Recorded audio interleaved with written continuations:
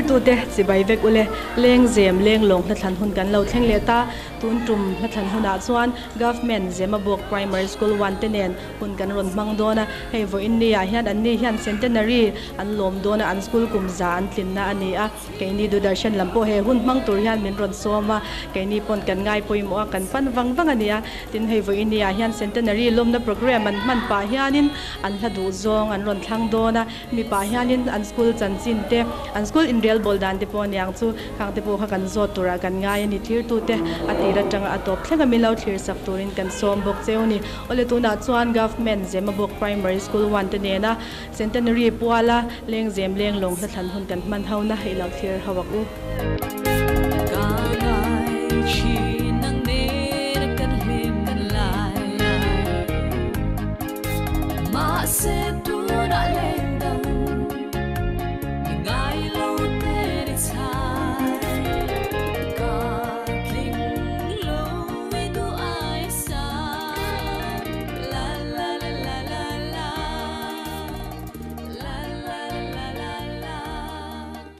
to da hian government zema bok primary school 1 teachers office kan omeka tin hei kabula hian an headmaster pu david vanel shwai zela pachawa oma ani hian kan hlama saber tur hi aron thlang dona chumi ma chuan zona tlema zon kanin zon masa anga ama sign pu david achibele chibai ule hei centenary in han thleng ve ta me ni akum za mel in han moni in school in kan lompui chewa hemi tan hian in na satakin in buat sei nge in kan ringa engtangin nge in buat sei dan tlang pui te in ha win kan ringa min sei sak thayam o hemi centenary lom tur hian kum zatin lom tur hian in ni kum lama tang khanin ma kan latana e meni somni pali sangni le somni pani committee ma saber hemi zema bok not chunga local council kan ti te oime MOP kan tiang chi NGO sang tenen khan zirtir tu te meeting kan ti chuanin celebration committee ha kan din ta a ti chuan an ni chuan malak na sang ten ne ya chak ta ro chuan ma kan la lu tuk le theilawa hun te kha hlat deuh le ka wang khan maro chutian thei patopin ma kan la chho zel ta tin voin ni hun kan thleng thei ta tin kan soi mai thei lo tur chu he school lo lu to te ho hian min phur puina sa ani khanin nge min fui na sa khang ho min puina zara khan ni bokang chu hetiang huni kan thleng thei ani chu kan in bo sai dan tlang pui office an dor vela te po ani thawa kan celebration committee secretary tangwa serin nu ai atang kai me mani kai anin ma bin lak na sat puya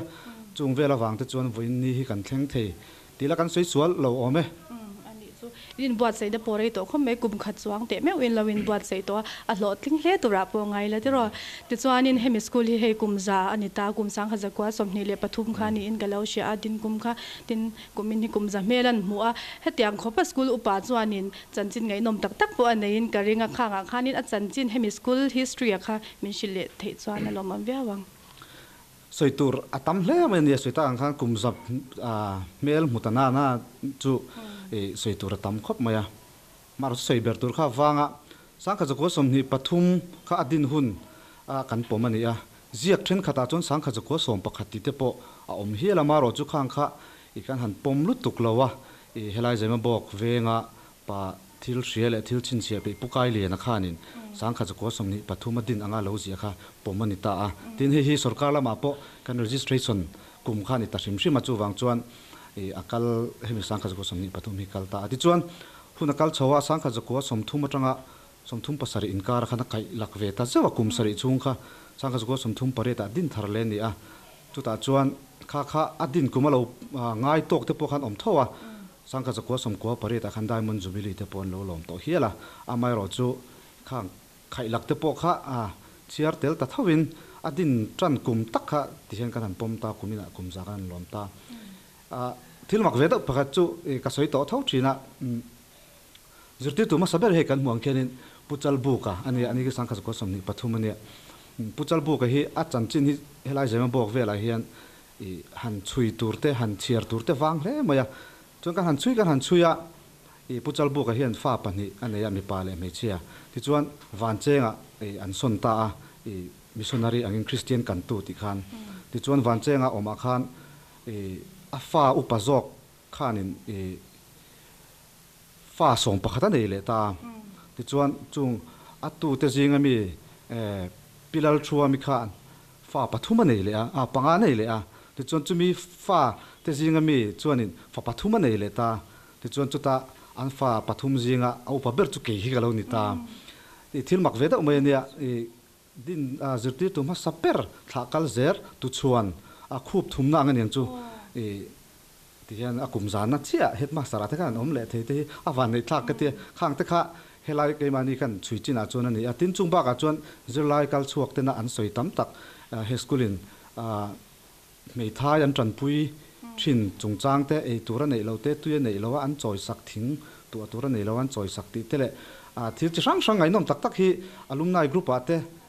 เฮนันเจียกทรีนันโพสทรีนัทเชียร์ตัวตั้มตักเอามากันสวินีละเตะพอเฮนินอมโดนะข้างเตะข้าอันนี้ที่ตั้มตักสวยตัวอมจิงข้างเตะข้านี่ไม่รีเซละตกอมเนี่ยจงจุกันสวยเวกเสียงแล้วไงตัวแต่จวนนี้ตัวเบรตันทิลประคัดนังมานี่ตานจวนสวยหนวมแล้วไม่เท่ให้อินสคูลเฮียนินพรีสคูลฮีอินดินินกันแล้วเชียจิตติร์ตูเตชันเฮมไงในอินนังมานี่ตานจะหันสวยลันโปขานหนวมแค่แล้วไงเฮ็ดยังฮีก็สวยคาร์สคูลเฮียนินอวางินกับเชียกับเพจจวนนังมานี่สคูลเดียวเจ้าฮีก็แล้วเชียให้ฮีเอ็งจากินเงอินดินชาวดานักเลี้ยมมินสวยสักเล็ดเทียมเนี่ยNEP 2020 เฮียนินบัลวัติกันที่อวัยตรงเด็กละกะให้มีพรี ECC กันที่ไม่ฮีดินตัวรัติเรื่องมาเราจูอักลปุยเลยทีแล้วว่าจุดที่จงจวนเกนี่เขาฮีสรการจังเสียดปุยเดือเราเห็นมินรอนทางที่จวนให้กันทอปุยแต่กันจิตตัวเฟลตักแต่เนี่ยกันหันไงตัวนิคุมภาษาแล้วมาจังนิคุมจังขันอย่างจูกันกัลจันติดอนสร้างหิสมหิปันหิเสสนกันหันจันดอนขันกันหันเรียลเขากันทอปุยเฟลตักแต่อินเปตักแต่เตียงจวนทีละมันละทาริละปรีบ้ากะเฮียนอดที่นาร์ซารีหันอมบกเสละจุงตะจวนสกุลโนปังเตปกันในตั้มชาวเวทเซลเทียงที่อินรถนัดเตอันหันเสียมาติดจวนอันนี้มาลากนาซาร์อันยังจุกันทอหนัดชัชิมใช่ไหมกันทอปุยเตนเฮียนฉันจุกันลัดทลายตั้งเสียงสงกันซีเนียร์เตปอฮีกุมละมันละอุปลุตุกเราจุดเตียงจุกันนี่อวังกันทอหนัดชาติดจวนกันหันดินเวตรอยจิตติตุปกันอินได้เราตุนเฮียนปริยัดกันออกมามิงจวนจุดที่จงจวนปรีฮิจูอาลาเบระปัจจุบันนั้นก็เงี้ยเราไงตัวนั้นเฮียนินปรีสตูเดนที่สมสารีเวลบอร์กันเนี่ยนาร์ซารีที่สมทุ่มเวลบอร์ขัดยังข้ากันเนี่ยด้านนี้นาร์ซารีพอเกี่ยมันนี่จิตติตุลมาจังจวนปักขัดจนกันเอ็นก็ละเกี่ยมันนี่โลอาจังทอคอมินมินปุยตัวเตกันหันรวยเบลเล่ชองจุดยังจวนจิตติตุพอกันอินได้เราเล่มายาเอ็งพอนี่เสละเฮลัยปรีกันดินด่านชาวจวนจุดยังจวนอันนี้เดียวกันจิตติตุเต็นกันทอปุยเต็นกันสกุลเราทัดเซลเทนตัวเตเซลไลน์นปังกันในชาวเซลเทนตัวเตขัดยังไงตัวร้านจุงคันมากันหันละเตียงฮีกันเราเชียงตันนี่กันบิ๊กเสียไอตักปนกันวันนี้เซลไลน์นปังเตกันเลี้ยงเราเมื่อเราวันนี้กันรู้มาเถอะพอจุดยังจุกันดินหุ่นจุอันนี้เดาตั้งปุยเดี๋ยวตัวแต่อินเบกนะวางเลี้ยววันนี้สุดท้ายแต่จวนให้ลัดทันละมาหันหลุดแต่ไม่ละเซนเตนนารีปัวละลัดทังมาสเบตัวข้าอินี่อาเฮตินี่อังอินเอ็งลางไอทันนังเลยกันทันดูฮีตังเดาเล็กนุนลุยจานะที่ข้าการิรวนอมเดาเล็กให้วันนี้เซนเตนารีกันหันลมโดนะวันนี้ซิลไลลุยตักลุยเตเลเฮลัยสกุลเราถกโตมัวเหลี่ยมตาเตตินมีระดับปุยเตปอันรอนเตลโดนะขัดยังขมิตั้มตะกันออกมาจุงเตจนนรอนกัลโคมังอันนุนลุยเฮลายะอันหุ่นมันลายเตข้างเตข้าอันฉันเสียดส่วนไงเวทกันริงเดาเล็กจูวางจวนนี้สัตว์ข้าลงช่วยปัจจุบันนี้ก็เสียนุนลุยจานะที่ข้ากันทางไงจวนไงถ้าตัวเราดูอินเอจวนทันสวยเลี้ยงฮัลโหลไงถ้าตัวเราดูฮิสวยโดนจะตั้มโดนเฮ้ยมั้ยวันนี้เฮ้เซนเตนารีลมตัวเรากัลส่งเตตินเฮสกุลเราลูดต่อเลยเราถกต่อส่งเตต่างกันกันทางตินอบิกตะกินกันนูตะกินนี่กันขัวฮิเจียตลางขัวกันเนี่ยเจียตลางกันนูตะกระชุ่มกันนูเลยกับป้าตะกระชุ่มขัวเตเราไงทากตานตะกันทางตินได้ตะกับเทรนนิ่งปุยทินส่งเตสังนี่แหละสมปัจนี้อาจารย์สังนี่สมปริเบชเฮาเราไงทากตานเตสวยตัวเราตั้มไหมยังป้อนจะข้างขัดดูทอกไม่ใจละข้างเขาขัดไม่แต่เส泪水短暂，独爱上金cây xì lâu，em đi có lại liang ở trên đầm chu đi anh hết đã làm gì là dù hoa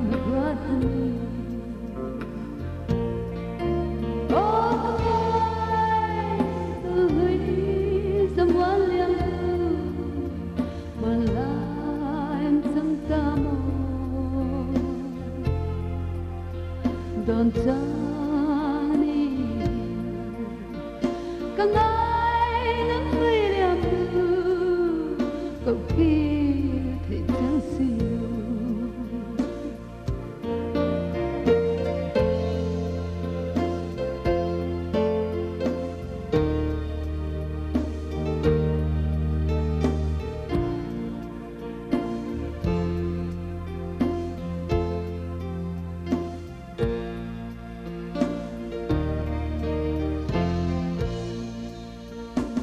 lai chẳng tuổi đi lên khá cũng quen hai anh cần cờ hôn cần là ngài và đang cần lại đi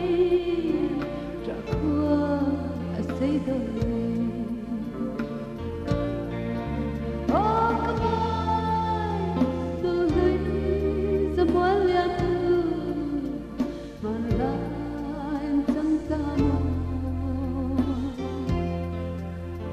Don't tell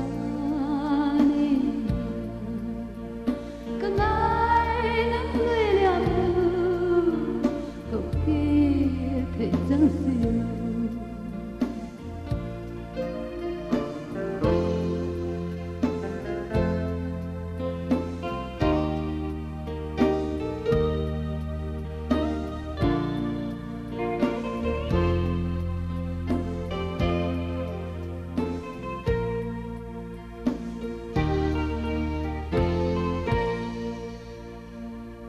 ole tuna hian government zema bok primary school wana lo lut to thin te hei ka bula hianin an oma puram zawa te thian hawan ni a tin hei kan hnung lama hianin he centenary lomna program hi an lo mang mek boka hemikara hianin keini hianin la kan lo thlang vele dona hei ka dinglama mi hi puram zawa ania tin a bulami te a chak lama mi te po hi nyang chu ma hian an ming khamen han shil sela change ma sain ka dinglama thu hi u lal changlian a sailo ania tuna hian RKM Middle School azirtir tu ani meka tin khalaya tlangwal wanal zuata ania OMA branch secretary ni mek ani bokani tin kai hi eflaram zawa kani tin sangkhat zakwa somsari pasari atanga sangkhat zakwa somriat borvel khan he school a hen kan lo lut to ani ani chuanin hemi school a hianin zunglai chuan pol khata tang anianga tro pol b pol ti te khala oma ti chuan pol li theng a omani chuan in kal chuak ve kem nang ni hawi kal chuak ve ke he school chuak dik tak hi kan ni batchmate kan batchmate te ani hlomani ti khan aro puile me tu na de hian patling in ni thleng in hanin kom zui zel thaya alom om khop mai ti chuanin hei kan soita kang khanin leng zem leng long la thlan hun kan mang me kan ni a centenary lom na pualin la thlan du te po kha in nein karinga enge in thlan du a tin in thlan chan le ngai thladura in du te po kha han se ngalula te ro la thlan chak deuh mai kan nei chu don a sei len rual an kim talo ti kan lunga ti leng ma kan han thang ania ti chuan ngai thatura ka han du te chu khati hun laia kan school kalpui to mun sanga tlang sanga khosa to te an nil homa khang ho khan mi lo ngai thak sak sela kan du khop maya tin karil dualian mai pakhat han sei chua kan du chu voin nia zirtir tu lani mek te hian min ngai thak sak sela ka du boka a chan chu voin nia hian sarkar sikul a thalowe kan ti thina ma sela helai government zema bok primary school 1 zirtir tu te an fakom a tuna hian private school angai to lo helaya a school chevela nu le pau he an ti tlat mai ni chu ka thudon ania chu wang chuanin he school en kol tu zirtir tu thatak tak ta hi voin henan chuan om ka tia an hian min lo ngai thak sak ve se ka du khop mai chuanin pu changa khanin ngai thatura adu te khan soi vele sela khang kat kal hun laia kan bets pui ho kha tuna chuan khoi angenom kan set to lowa mun sanga a then chu modan liam to a khang ho la dam ma om ho zong song khanin te la hi min lo ngai thak sak se kan do ni ngai thla tur kan du te chu chen chu fam ten chang to fam chang to sung te po khanin lo ngai thla selatin kan kalpui somriat chovel kan kalpui zong helai zembo government primary school on kan kalpui zong tele local to zong te ngai thla turin adu te chu ni an san sak te zong po khan uluk takin an lo ngai thla tura ngai la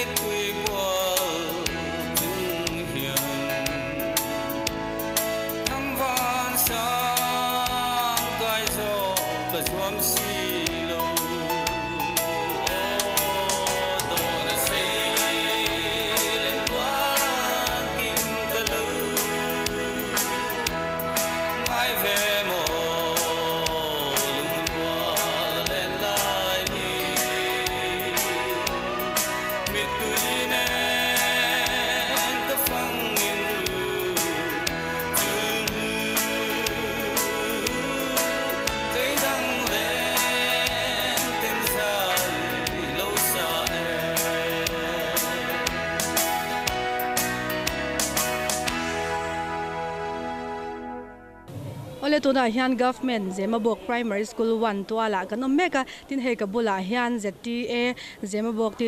teachers association shwai tu te he ka bula hian an omboka andi hianin an hladu ber ron thlang ve dola chumi ma chuanin nge zo na tlem te po kanin zo tanga introduction te po ka anni hian han nei ma sa sela an mingle an thona mun te khamin han shel sela heta ka thlang lam ka ding lam pang ber tang hianin kan chanange okay hi biak chungno khal thang ka ni a government RKM school a sirtir tu inga thok me ka ni ti chuan he school a hian sang kha jwa som seri pani euti kum khan apple thiam lo pol rein lut ve a ti chuan sang kha jwa som seri paruka pol thum zir zawin he school hi kan chua sana centenary kan lom hi kan lom e mani ke hi silal biak sanga Zembok North High School a zirtir tu thok lai ka ni a tin Zembok North Teacher Association President ka ni a Zembok a hian zirna school hi somni pakhat a oma zirtir tu zanni somruk panga an ommeka voinia government primary school 110 centenary an lom hi kan lom pui hle ani tin he government primary school 1 a hian sangkha zakwa somsari palia tangkhan kalo lu chhovea chuanin kan no panlaya kan hun manna nge ya hetianga kum somngat pel to hnuwa kan han om le hi kan lom hle ani gaming chu arwana shoi ani a tuna ka thona chu government Zembok high school a hian headmaster in ka thok me kani primary school 1 in centenary an lo thleng thei hi lo mom ka ti a he school a lo zir ve to kani a apple thiam lo pol atangin sang zu ko somsari pathum atanga pol thum thleng om lai khan an local ve a voina hian kan zirtir tu luite kan sian luite tam tak muala liam to a mitha ril ruan chama skulina centenary an lom thei hi ami mal tak poin lom ka loma ka thona school ayo poin lom puina kan hlan du nge nge ni okay hi sigaring zola zem bok ni ya government si jat khola middle school a zirtir tu in ka thok me ka ke po ma mi da soyang khan kum sang ha kwa sum sare pa ni a khan apple thiam no pol tanga train pol thum thleng ka zir suak ve a hetia primary school one in a centenary an lom thei hi ka rilru takin ka lom puin ka du sakna ka kha ne chuanin hei pubiak sang hei ka ding lama mi hi ani hi ZTA shwai tu an president Zema Bok Teachers Association IO khanin tlem kan zot lenga engtiangin nge I association anga ma in lak dan tlang puya khamin han shil le lok la thlan lama kan lo main on Zema Bok Teachers Association hian member ten thina ten lo to te hianin torpui na te kan hlana kan ral thina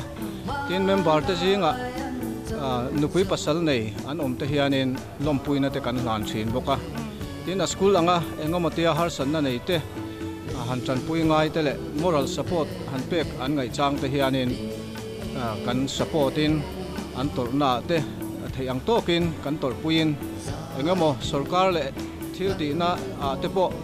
chu langin ZTA ten han soipui ngai ang chi te kan soipui thin boka tin kan member school atanga hemi board exam tele Mizoram pum huap te tin India ram ang tele khovel pum huap ang te pon yang choi moi na dong ang chi te khatiang te an lo om chuan lom pui na te kan hlan thina zirlai te hena fai na chung chang te tin khotang le ramta na man tlang ni thei tura fui na te po ZTA hian kan nei thina ni mai in palak na po ro puye ti chuan la thlan lama han lut ngal ta mai la heta ka velam pang pu shwaya tang hianin han tan la eng hlang ein thanang le voina kan hun man he me kan ti boka an lung leng ve nge yang puar ban ram moya pho kha sakha ka kan thang bu ani ngai thatura in du te kha han soi le ula ngai thatura kan du chu hetulai school lo thok to zong zong le helai school lo kal zong le du da som staff zong ten milong e thak sakse ke ni pon uluk ta gen gan law ngai thadon ya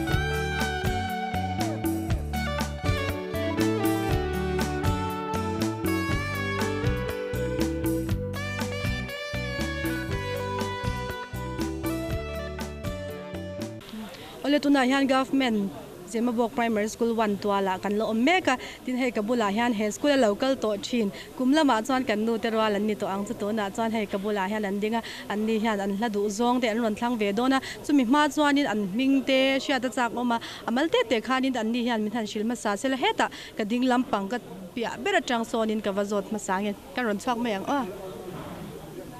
ka ming chu ar tlang ming thangi ani e nu zoni ka ni he Kaming tu ar banal roti kani. Kaming tu banal ngaki kani. Kahelam pang he. Kaming tu ar lel fakzuali. Zo ming liani. Kaming tu ar lel chuan omi ani e. Alom ome ti chuanin heta hei pinga ki ka bula oma hei ka ding lama mi hi ani a he school a hian in no pan lai tangin in local chhoto ni in kan sha a chungchu enge tle ma zong tu nu ne enge dang lam na kamin han sei sakla kan gal chhoto a ke hi sang kha zakwa samnga le pakwa atangin sang kha zakwa samruk le pathum thleng ka kal to a samruk pathum khan bol thum kani a chuan hemi sikul a han nom kan ti me ma kan zir tir tu te chu puro chung nu le pusap to na te an ni a pol thum pol khatanga pol ni pol thum thleng hian huan te kan siama kan e huan bin te kan siama phang ma mun te kan siama nuam kan ti em thina chuanin bong nu te powder te hi durtlang khita hospital bula khian sabrama tanga ron thleng te kan han la thina ke kan kal thina ni chu kan phur be par thina kan hlim ve em ti khan ina osikula hian kan sem thin ta e poro chung nu te mi sem thin ta vek ta no pang song kan sem ta kan ei rin ta ni ti chuan kan sikul hianin Peter pani hi kan kol ve de ulhak thina pakhat chu pinel kungi kan tia ani hianin sikula local thinta kan zirtir tu posap to na hian local vela hian kan lal nu local nge adu ni lo ngai tharau atia chuan bu fai ka nei lo chi ka nei lo thing ka nei lo tui ka nei lo atia tiang khan sikono pangte hi sonu a hian min ken tir ron la rau min tia pol thum no pangte la tur mi siam sakrina chuan kan la thina tiang kan pe thin zi ani chuan khuta kom thang lama khwan pirang ching hi om ve a chuan ani ve thung chuanin ka kota hian tunge lo e ni aron tia no pang he ron zo thina kan zir tir tu tian tunge en tia tu man sei du lawa mi pa ek nge ani e aron ti thina ni mo chuan mi pa ek nge ni ati aron ti thina zir tir tu tian an zo thina tu man ka en ti to ngai lawa tu tiang bel chu kan ni kan no pan lai chuan nom kan ti mem thin ni ti chuan la thlan lama khan than lut le ta ngal mai la engla nge thlanang le khong e len rol hui zong te kha ti kha kan thlang nge chu ka thlan chan te chu ka thian hui te zong hemi sikula kal thin to te le MACP ka tho pui te la bi te ho te le ka khang ho te zong pi wal wang i te ho te lal kong i te ho te khang ho te kha ka ngai marami te siami te khang ho te tang khang ka than saka le heng ho kan zawai ta na ka thlang bokani chuanin he lampang hi an IO hianin pinu zoni hianin min han than sak le sela hi ngai thatura adu te kha ngai thatura kan du mo kan thian ho zong te lai school local to te rin pui te engwali te mualiam to evi te swani te ulsing te ho kan thian ho zong te ka lo ngai tha se adu ni chu ngai thatura ka du te chumo he sikula lo thok lai thuami re tak lo thok to ma se tu na hana dam lawa omme ka dam labi no omme ka sumi lo ngai tha ka tan le kulal ku nga thian nu unui Zemabok kami sumi ngai tha ka tan sang kan thang ve nga alom ome ngai thaturan du zong te pon uluk takin lo ngai thatura ngai la ma se khore an chang le si hey mo lo ni le lung le mariak ten loi khi pui dong se li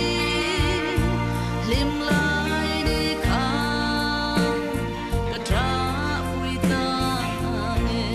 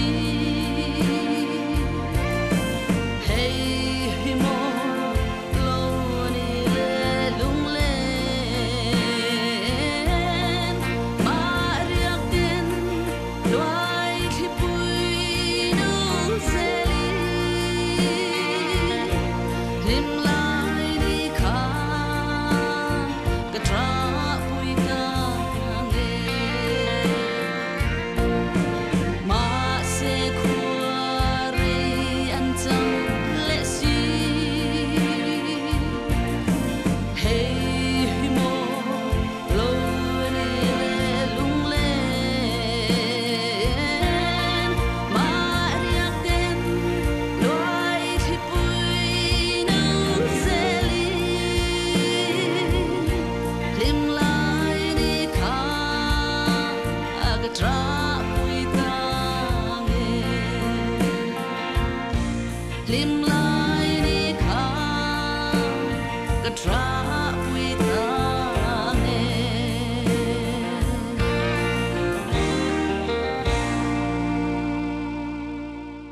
ole tuna hian Zemabok North Local Council try to chen khatte he kabula an oma he centenary puala he centenary lom tura local hi anni a he anni hi la kan thlantir vedona la thlanlaba kan lu ma in introduction te kha hanne ma support la he ta ka thlang lampang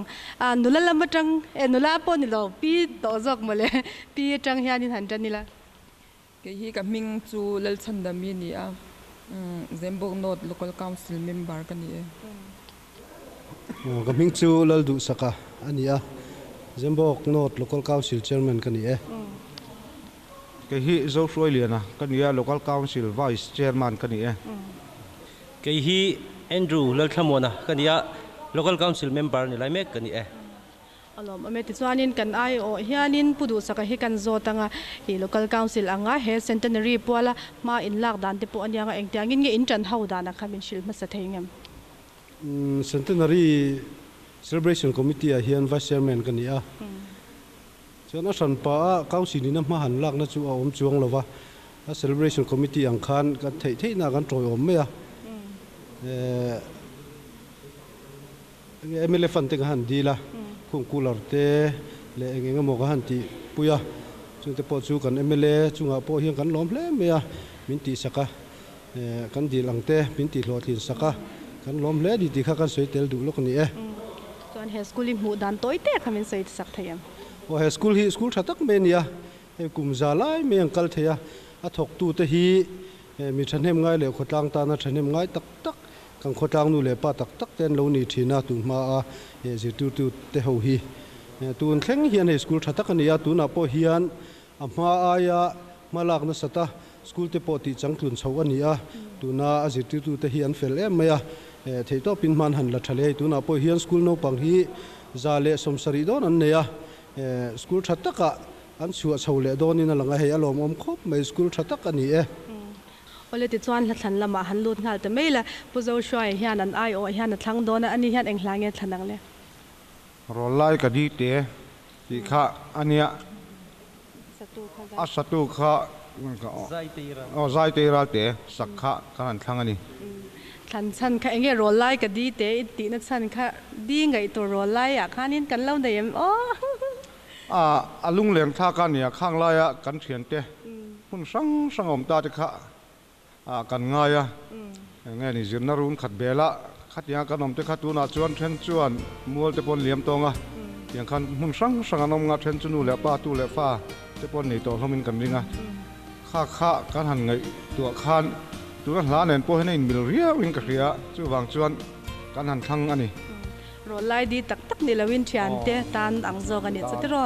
chuanin ngai thatura du te kha in nei chewin ka ringa he ta pu en ruwa tang khanin tanila ole mun sanga helai muna local ve to ron mang theilo ngai pui mo si e zonna baga ron kal theilo te pokan omin kan ringa khang ho zong te po khan uluk taka in lo ngai tha ka in hun laya in lo di ve te pon om mai theye in lo ngai warung thon te pon om mai thei khang ho tan te po kan an than sak tel bokani i pol khat kan ni lai te pol thum pol li kan ni lai kan kalpui zong te hun sang om te le zirti tu sang ladam om te zong le lo ladam dam to lo pon chung le khat zong te lo ngai tha ka tan khan kan than sakani school ka local pui te ho zong khan mai Suriat guma pol thiam pol ka classmate te tan kan thlan sakdua tin theta thok mek te no pang te le zirtir tu te kan thlang bok ni me andi pon lo thlir ve ngai to ra ngai la chen dam thi phim dam ten nem ten van leng zela kadi thandar tui lua nem ten lo chem dam la ya tu van rang thu mo muang ten jing cham ri la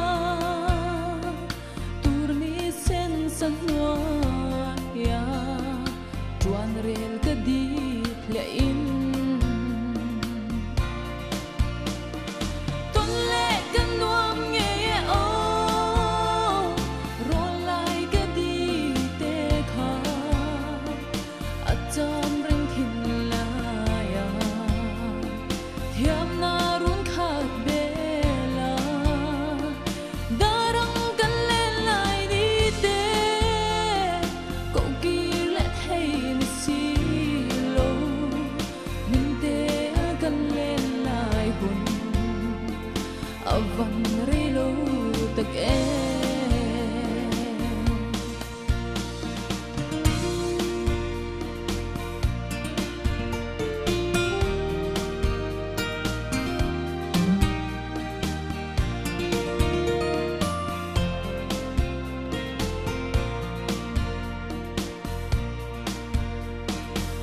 chian cậu thiam húi vã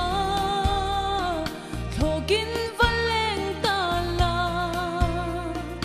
cất đi run sang bề linh hiền min vã la la nắng ai suy lung lên ý thiên giai rel thay lâu sam thiam rim môi tin pon niềm dấu lâu tiền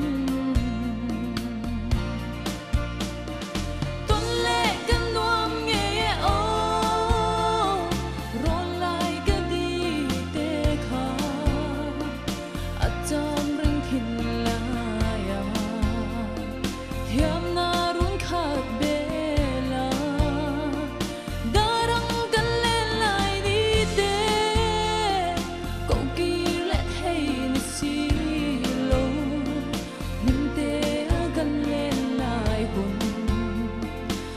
vòng ri lâu tực em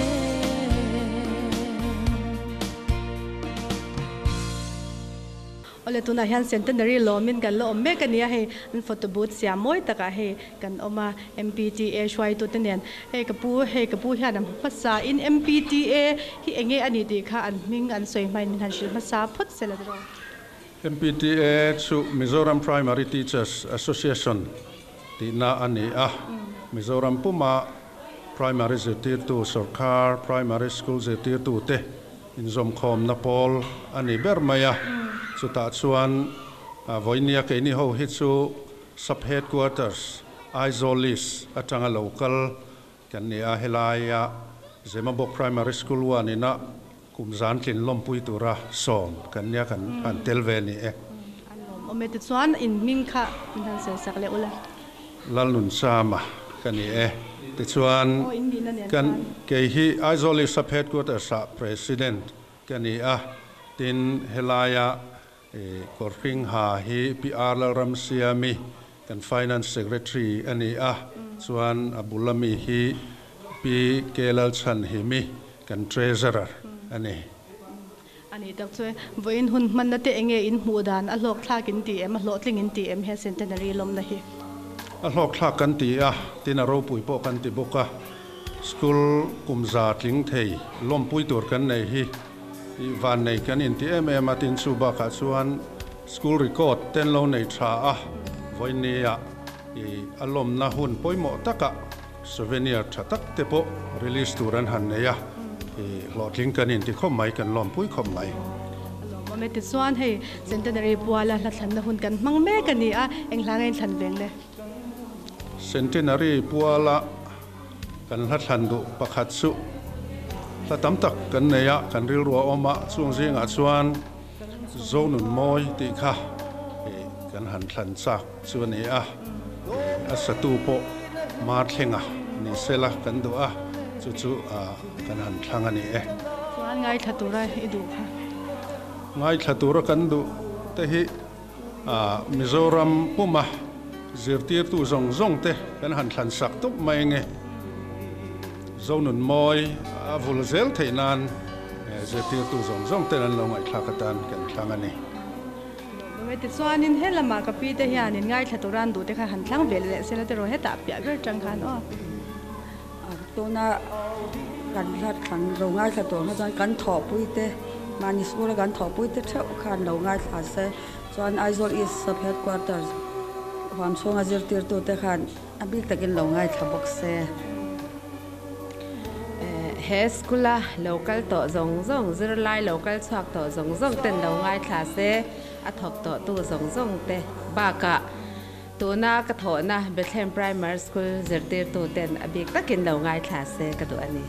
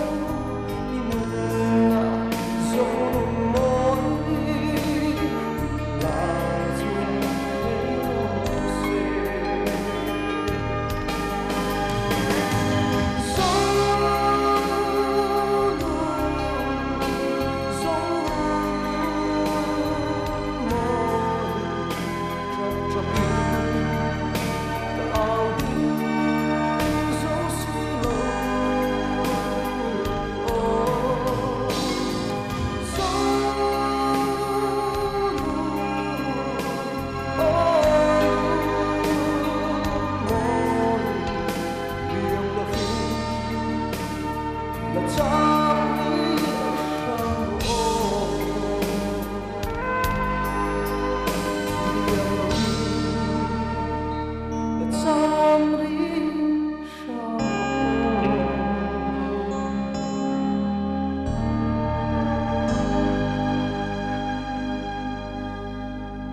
tuna hian government Zemabok primary school 1 miss te he kabula hian an oma amasa in an ming kamin hanshil masa sela heta ka ding lampang thlang bera tang hian kan zo take o kaming chu zo zawi zo nun sangi ke ma hi MSc miss MSc a ke chu nalzam pui kan exam pui tin min ko thin ke chu madam varnal thachoi lovikania thate I ti train kaming chu si zo nun moi nia madam zo nun min te chen kaming chu arlel rin zwali nia miss zwal boi kani alo bom hle mai ti chuan hei he centenary lom na tura tan hian miss te hau hi in boy hle in kan lo sia a eng tiang in nge in puwa cha dan tlang pui de khamis thate hian min han sia sela tiro hei kan in puwa cha no sa ve khop meya I poisa hi abul bera chuan ngai awangin kan hlo hi I kan thatin hianin I kan tho khoma I chumi mang chuanin pangpar te hi I kan khoya chuanin school compound ti vel te pon zong zong te kan ti faya kan natlang na sa ve khop mai kan wai ve khop mai ani chu chuan zirtir tu te in tho ho na te thaem o thakop mai I thopui te hi an fel ema I English medium atanga ron thok deu fe kan ni wang hianin kan school hi atha ema midang po hianin I an fa te hi ron da se kum thara te po I alom ngatang ti chuanin la thlan lama han lut ngal mai la he centenary puala la thlan na hun kan mang me kan ni a en zawai ai o hianin mis thate bok hianin han thlang le sela eng hla ngai thanang le silal rin moyan wang line nun ti asakha kan lo thang nge ngai thatura du te khai ne chuan han sei le ngal o vo innia an hun hu tak senga helai muna kum centenary kum zana miron han pui zong zong te local zong zong te tan ka than saka ti chuanin I ka thon na lui mual khanga ka tho pui te le ka thian te kha ka ngai ema hang ho tan te po le Zemabok ai kan chung khat le kan thian te kan tho pui helai lo thok zong zong to te tan po kan than saka nge bo palama ka tho pui lui te ta ka thang do a chu ba ga chwa Zemabok ka chung te zong zong le thwam pui lama ka chung te zong zong tan ka ran thang nge hang thing lama ka tho pui thin zong zong te tan le ti lai huna ka tho pui te school no pang no lu to zong zong te le zirtir tu lui to zong zong te tan karon thangatin tlangwal silerin nunga Zemabok North kan school tan na mijang kai em tan he lai kan ron plan bok ani e ram sia thing si pa ma be chua pa te light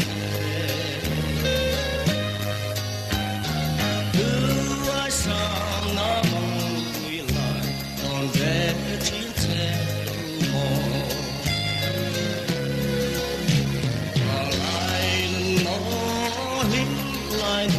Ghiền Mì Gõ để không bỏ lỡ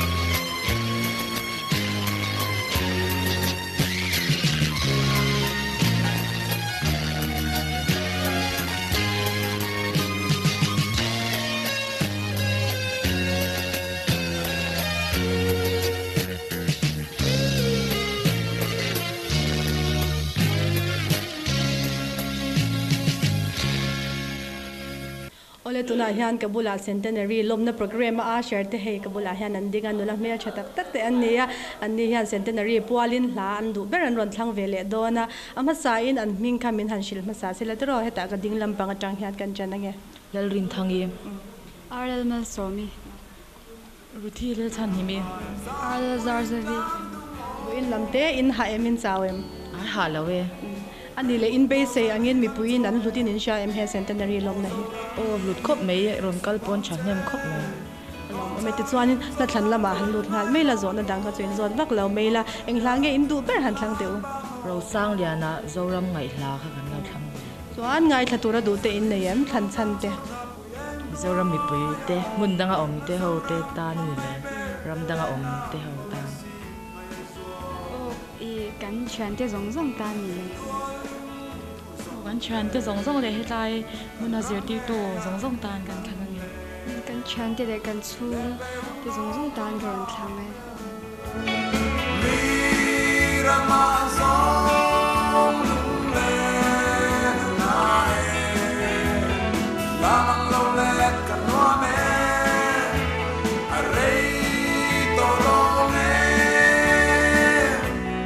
min lo ma la ten to lo o zo ram min hin big su wang che don tang in zo ram kan nai bong vo ma mai dia tu lan ba lo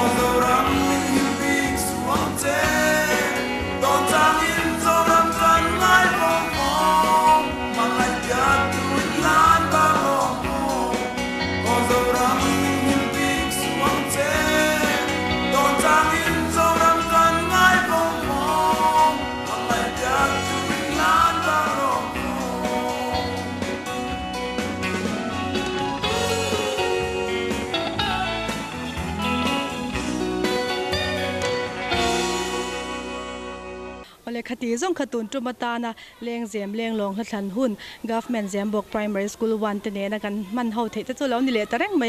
คำอมเหล่าชินเล่มาให้อันนี้อันนินเปะกินดีดูดาชันลำปังโปฮีเฮ centenary มังตุรยันมีรอนซ้อมวังวังกันนี่โปฮีอันตีลำมากันสวยอังคันกันง่ายปยหมอเฮหุ่นมังตุรยันกันกัลวังวังอันนี้หุ่นลิมอมตักเลยโลกทักตะกันมังนี่อินกันเชียที่ตัวเตปอยนะอินเหล่าโลกปุยมูนามินติง่ายปกันเบเซียตินกันสวยต่อชินอังคันเฮโปรแกรมมีมังดูอินอมจวนสอมไทยสปอนเซอร์สอมไทยกันนี่บอกว่าชัดเจนดูกันอมจวน phone number 9436354464ยันโจทย์ยันไทยนี่โอเลคดีส่งขตุนจุมาตานจวนนี่แหละพดเมเซที่ตัวเตอินจะไว้มังชาเวกุเล